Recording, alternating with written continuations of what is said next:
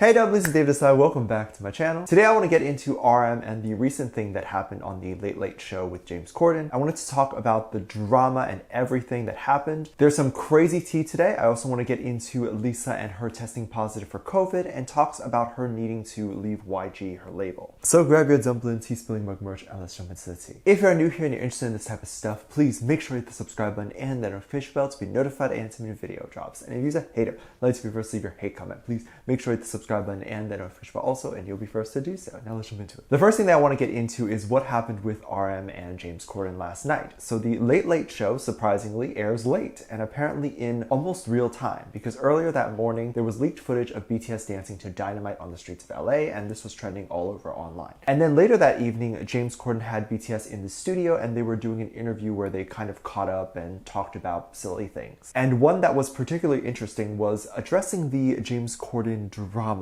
Now, if you're unaware of what happened previously, here is some backstory on everything. James Corden was doing a segment months ago, might have been in the summer, and he talked about how BTS was performing at the UN, and notably he said that UN was having unusual guests, saying that BTS is an unusual guest, and then also saying that BTS fans are 15-year-old girls. Now, this isn't me bringing up the past or anything like that. James specifically retells this whole thing in his interview with BTS to give some context to everything. My original video on the situation, I talked about how I don't believe James did anything wrong. BTS is an unusual guest for the UN. How often do they have K-pop stars sing at the UN? In fact, before this performance BTS did, I didn't know the UN even had live performances, and I didn't know the office was in New York, or is it always changing? I have no idea. As for the 15-year-old girls joke James made, I took it as him talking about the 15-year-old girls that are in the fandom. Not that the fandom is just 15-year-old girls, but that the fandom has 15-year-old girls, and those were the fans he was joking about, not the ones that are 30 or 12. So when BTS did the interview with James, they sat on their couch and RM immediately started off the interview to say that James got into hot water with ARMY. And James explained the situation to everyone and then talked about how it was the worst experience he ever felt, being on the bad side of the ARMY fandom. And anyone who has ever spoken about BTS has been on that side of the fandom. We all know how it feels. RM then said thank you for apologizing and they let it go. It was a message to ARMY to move on, and I think most ARMY did move on. I don't think BTS was upset by any of that. It's interesting to me because these interviews are not scripted, but interviews in general for talk shows are required a pre-interview. Basically a list of questions the talk show can ask, and the artist and artist PR team has to go over and approve those questions. This doesn't mean that the talk show host goes by those questions 100% of the time. If at that moment the host wants to ask something else to their guests, they do it. They're not allowed to, but they still do it. And this is often how the guests or artists feel very uncomfortable and are like, we didn't discuss this in the pre-interview. RM likely knew that James wanted to address this drama on the show because they probably spoke about it backstage, and RM kicked off the interview by asking about it. It really shows us ARMYs that there's no beef between any of them, and in my opinion I felt like RM thought the backlash towards James was uncalled for too, but had to accept James' apology anyway when maybe he felt James shouldn't apologize. But maybe it was just that RM couldn't say that because he wants to have ARMYs back. I imagine it's a constant struggle for BTS when they look at what ARMYs have done or attacked people for and have to sit there and think, what do we do? Like if we stand with ARMY, they cause beef with the TV or radio station, right? And if they stand with the TV or radio, then ARMY thinks that BTS has betrayed them. And I think this is why they never publicly came out during the drama to say anything, when they could have just tweeted, we good, and it would have been good. But I believe BTS is secretly scared of ARMY and they want to keep on ARMY's good side because BTS honestly doesn't need promotion. The fandom promotes BTS for them. I don't even think at this point they need a label. ARMYs have constantly bought out billboards for BTS and created content for BTS to just keep everything alive. Most of the billboards you see are bought out by the fandom. There's also non-profit organizations that take donations and their job is to promote BTS. So obviously BTS doesn't want to disagree with ARMY. Anyway, this is all just my conspiracy theory. There were tweets that came out talking about the fact that RM knew about this drama and must have been using a stan account to track everything and follow the drama. And there were memes that RM is like an imposter in Among Us.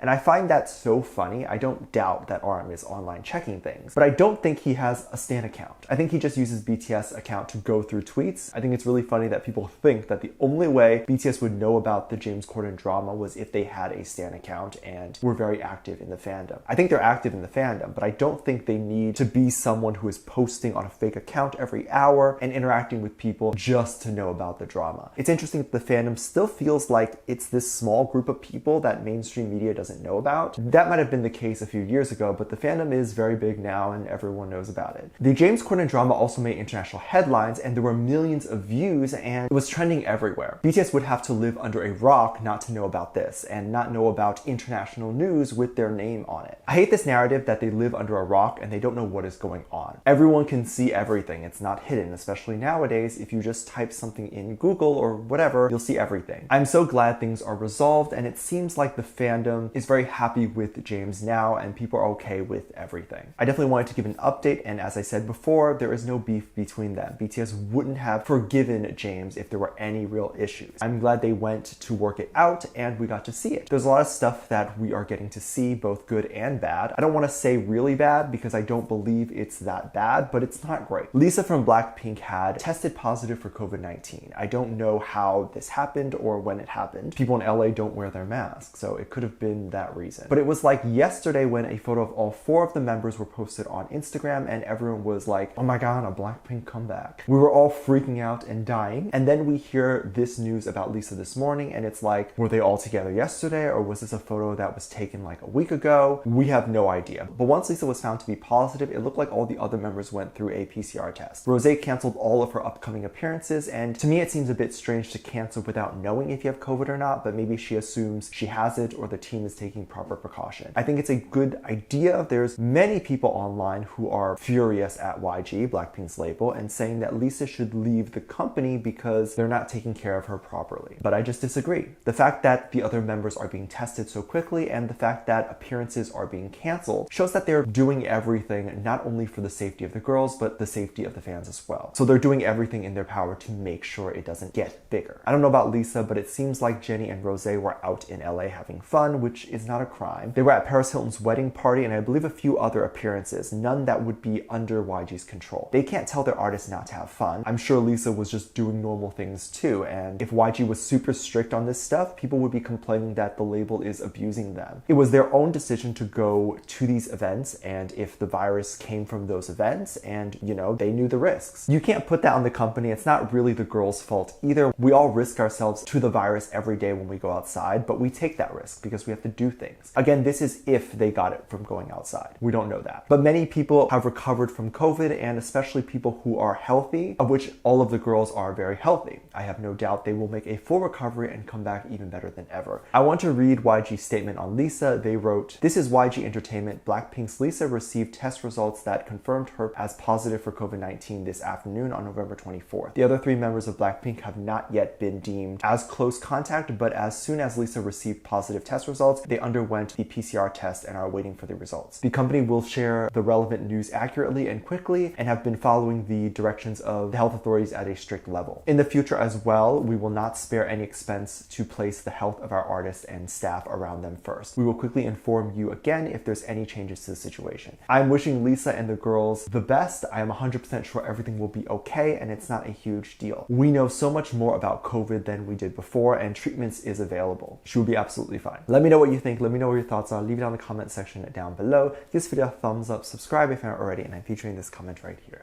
Thank you so much for leaving your comments.